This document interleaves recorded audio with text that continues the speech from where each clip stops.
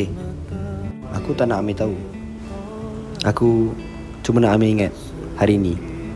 Aku nak Amir ingat hari ni adalah hari yang sangat-sangat istimewa untuk kita orang, di mana kita orang luangkan masa sama-sama sebagai adik-beradik dekat taman yang bagi aku taman ni sangat indah kan, dengan pokok-pokok teratai, bunga teratai, air yang mengalir macam ni, sangat indah. Aku harap ni jadi satu kenangan yang terindah untuk kita orang. Aku harap masa berhenti, biar detik ini kekal. Di bawah batu nisan kini kau telah sandarkan kasih sayang kamu begitu dalam.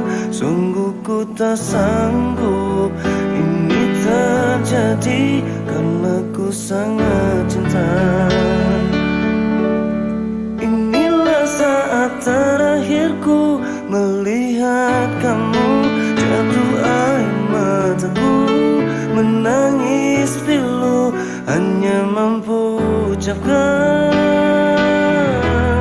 selamat jalan kasih. 1 jam saja ku telah bisa cintai kamu. Amir, jangan risau.